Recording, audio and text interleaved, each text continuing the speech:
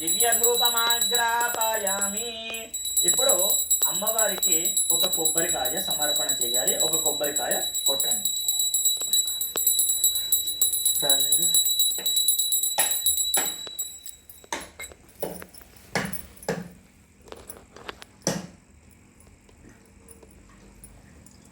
దేవస్య ధీమహి. ఇలా ఆ ముగ్గు పైన ఇలా నైవేద్యం పెట్టండి.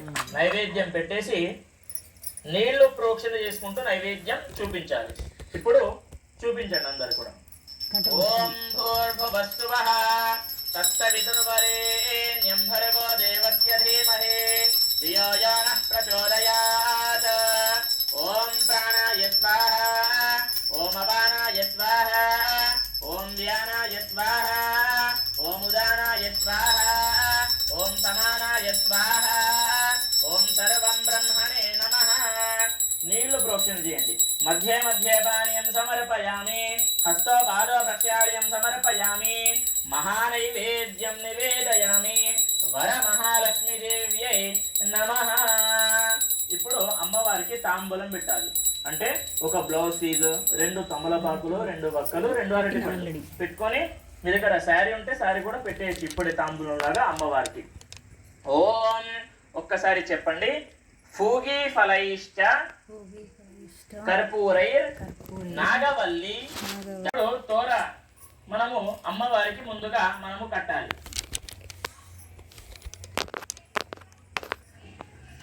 ఓం నేను మంత్రం చెప్తూ ఉంటాను. ఆ మంత్రం చెప్పుకుంటూ మీరు కూడా అమ్మవారికి కట్టాలి. చాలా మంది అడుగుతూ ఉంటారు, ఎలా అంటే చాలా ఎన్ని పోగులు కట్టాలని చెప్పేసి అడుగుతూ ఉంటారు. చూడండి, 5 లేదా 9 అలా చేసుకొని మీరు కట్టేసేయవచ్చు. ఒక్కసారి మంత్రం చెప్తాను, చెప్పండి.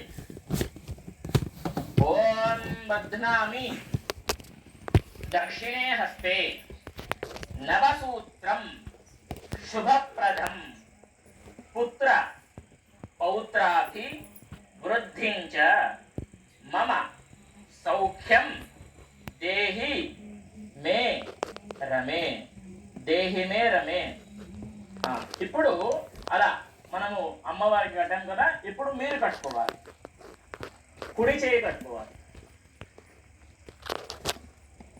ఓం శ్రీ తోర గ్రంథి పూజా సమాప్త. ఒక్కసారి ఇంకోసారి చెప్పండి. బధ్నామి దక్షిణే హస్తే నవసూత్రం శుభప్రదం పుత్ర పౌత్రాభి వృద్ధించ మమ సౌఖ్యం దేహిమే రమే.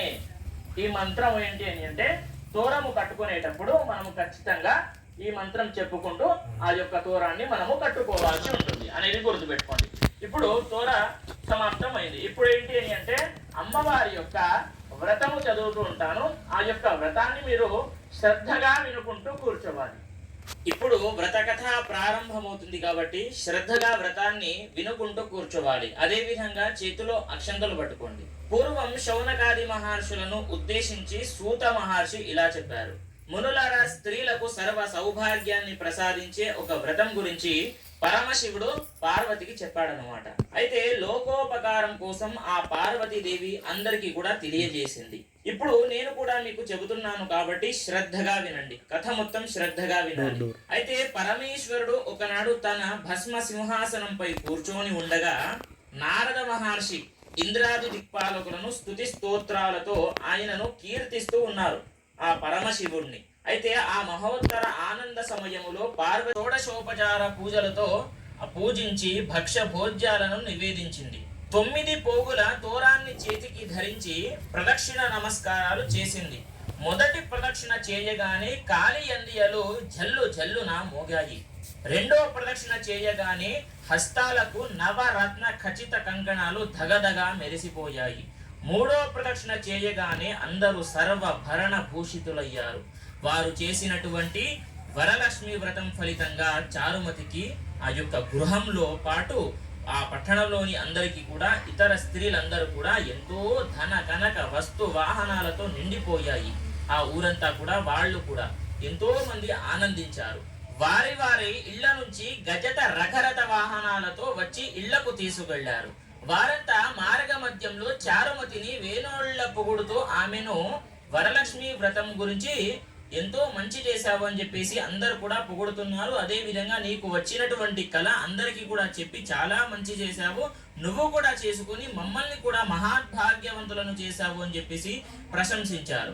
అదే విధంగా వారంతా ఏటా వరలక్ష్మి వ్రతం చేస్తూనే ఉన్నారు. ప్రతి సంవత్సరం కూడా సిరి సంపదలు కలిగి సుఖ జీవనం గడిపిస్తూ ఉన్నారు. అదే విధంగా మునులారా, శివుడు పార్వతికి ఉపదేశించినటువంటి ఈ వరలక్ష్మి వ్రత విధానాన్ని సంవిస్తవరంగా మీకు ఇప్పుడు తెలిపాను. ఈ కథ విన్నా, ఈ వ్రతం చేసినా, ఈ వ్రతం చేసినప్పుడు గాని చూసినా కూడా సకల సౌభాగ్యాలు, సిరి సంపదలు, ఆయురారోగ్యాలు, అష్టైశ్వర్యాలు సిద్ధిస్తాయని సూత మహాముని శౌనకాది మహర్షులకు చెప్పారు. ఈ కథ విన్నా కూడా, అంటే మీరు ఇప్పుడు ఈ కథను వింటున్నారు, విన్న తర్వాత ఆ యొక్క చేతిలో ఉన్నటువంటి అక్షంతలు శిరస్సుపై వేసుకోవాలి. ఆ తరువాత ముత్తైదులకు తాంబూలాలు ఇవ్వాలి. అందరికీ కూడా తీర్థ ప్రసాదాలు ఇచ్చి పూజ చేసినటువంటి ఎవరైతే మీరు చేస్తారు కదా, మీరు కూడా తీర్థ ప్రసాదాలు స్వీకరించాలి. అమ్మవారికి పెట్టినటువంటి నైవేద్యాన్ని మీరే తినాలి. అదే విధంగా రాత్రి ఉపవాసం ఉండి భక్తితో వేడుకుంటే వరాలందించే తల్లి వరమహాలక్ష్మీదేవి. అయితే ఈ వ్రతాన్ని ఆచరించడానికి ఏ నిష్ఠ నియమాలు అవసరం లేదు, మడులు అవసరం లేదు. అదే విధంగా నిశ్చలమైన భక్తి, ఏకాగ్రత, చింత ఉంటే చాలు. వరలక్ష్మీదేవి ఎంతో మంగళకరమైనది. ఈ వ్రతాన్ని చేయడం వల్ల లక్ష్మీదేవి కృప కలిగి ఐశ్వర్యం లభిస్తుంది. అదే విధంగా సకల శుభాలు కలుగుతాయి. స్త్రీలు దీర్ఘకాల సుమంగళిగా ఉండేందుకు ఈ వ్రతం ఆచరించడం జరుగుతుంది. లక్ష్మీదేవి సంపదలనిచ్చే తల్లి. సంపదల కంటే కూడా ఎక్కువ ధనం మాత్రమే కాదు. అంటే చాలా మంది సంపద అనగానే ధనం మాత్రమే అనుకుంటారు, కానీ ధాన్య సంపద, పశు సంపద, గుణ సంపద, జ్ఞాన సంపద మొదలైనవి ఎన్నో ఉన్నాయి. వారందరూ కూడా ఇవన్నీ కూడా వర అంటేనే శ్రేష్టమైనది అని అర్థం. ఇవన్నీ కూడా ఇప్పుడు మీకు తెలిపాను. ఈ యొక్క వ్రతం ప్రతి ఒక్కరు కూడా వినాలి. విని తలపైన, శిరస్సు పైన అక్షంతలను వేసుకోండి. ఇప్పుడు కథ అంతా కూడా సమాప్తమైంది. చేతిలో ఉన్నటువంటి అక్షంతలు శిరస్సుపై వేసుకొని శ్రీ వర మహాలక్ష్మీదేవి దేవత అనుగ్రహ సిద్ధిరస్తు తథాస్తు. ఇప్పుడు అమ్మవారి యొక్క వ్రతము సమాప్తమైంది. ఇప్పుడు హారతి కూడా అప్పుడే మనం ఇచ్చేసాం కాబట్టి ఇప్పుడు అందరూ కూడా కొన్ని అక్షంతలు చేతిలో పట్టుకొని 3 ప్రదక్షిణాలు చేసుకోండి. లేచి 3 ప్రదక్షిణాలు చేసుకోండి. ఓం ప్రకృష్ట పాపనాశాయ ప్రకృష్ట ఫలసిద్ధయే ప్రదక్షిణం కరోమి ప్రసీద పరమేశ్వరీ సర్వార్థ సాధనోపాయ సర్వైశ్వర్య ప్రదాయక సమస్తాపత్ ప్రతీకార బాలచంద్రాయ తే నమః. మహాదేవ్యై చ విద్మహే విష్ణుపత్న్యై చ ధీమహి తన్నో లక్ష్మీః ప్రచోదయాత్. అక్షంతులు అమ్మవారి దగ్గర వేసేయాలి. ఇప్పుడు ఇంకోసారి మరలా కూర్చోండి. మీరు కూడా కూర్చున్న తర్వాత అక్షంతలు చేతిలో పట్టుకోండి.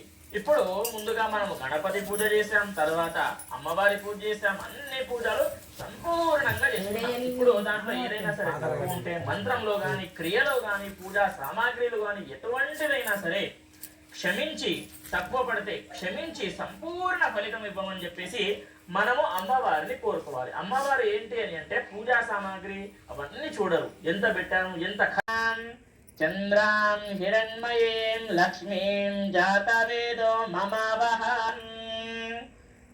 ఓం. ఇప్పుడు నీళ్లతో అభిషేకం చేసిన తర్వాత పంచామృతాలతో చేయాలి. పంచామృతం అని అంటే పాలు, పెరుగు సిద్ధం చేసుకున్నారు కదా, పాలు, పెరుగు, తేనె, నెయ్యి, చక్కెర ఇలా సిద్ధం చేసుకున్నటువంటి పంచామృతంతో అభిషేకం చేయండి. ఓం ఆప్యాయస్వ సమేతు తే విశ్వతః సోమ వృక్ష్ణియం భవావాజస్య సంఘతే క్షీరేణ స్నాపయామి దధిక్రావుణ్ణో అకారిషం జిష్ణోరశ్వస్య వాజినః సురభినో ముఖాకరత్ ప్రణయోగం శితారిషత్ దధ్నా స్నాపయామి स्वादः पवस्वदिव्याय जन्मने स्वादुरिन्द्राय सुहवीतु नाम्ने स्वादुर्मित्राय वरुणाय वायवे बृहस्पतये मधुमान् అదాభ్యః. ఇప్పుడు పంచామృతాలతో అభిషేకం చేసిన తర్వాత మళ్ళీ నీళ్లతో అభిషేకం చేయాలి. పరమానంద బోధాబ్ధౌ నిమగ్న నిజమూర్తయే సాంగోపాంగమిదం స్నానం కల్పయామి ప్రసీదమే ఉన్మామమంద వృషభో మరుత్వాన్ త్వాక్షీయ సావయః సానాదమానం ఘృణీవ ఛాయామరపా అశీయా వివాసేయం రుద్రస్య సుమ్నం. శ్రీ వరమహాలక్ష్మీదేవ్యై నమో నమః. ఒకసారి చేతులకు తీసుకొని అమ్మవారికి అభిషేకం చేయండి. ఇప్పుడు అభిషేకం చేసిన తర్వాత అమ్మవారికి తుడవాలి. ఒక కొత్త వస్త్రం తీసుకొని లేదంటే పూజా గదిలో వాడేటటువంటి వస్త్రం తీసుకొని అమ్మవారికి చక్కగా తుడిచేసి అమ్మవారికి అలంకరణ చేయండి. ఓం గంధం బొట్టు, కుంకుమ బొట్టు, అక్షంతలు అలా అలంకరణ చేసి అమ్మవారికి అక్కడ మండపంలో ప్రతిష్ఠ చేయండి. ఓం కనక వస్తువాహన అధిక లాభ సిద్ధిరస్తు తథాస్తు. ఆయుః ఆరోగ్య అష్టైశ్వర్య అభివృద్ధిరస్తు తథాస్తు. శ్రీ మహాగణపతి దేవత, శ్రీ వరమహాలక్ష్మీదేవి దేవత సంపూర్ణ కృపా కటాక్ష ఫల సిద్ధిరస్తు తథాస్తు. మనోవాంఛ ఫల సిద్ధిరస్తు తథాస్తు. శతమానం భవతి శత.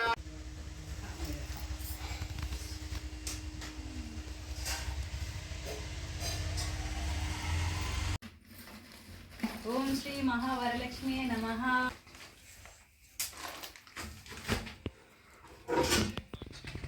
ఇది చిన్న మహాలక్ష్మి. రెడీ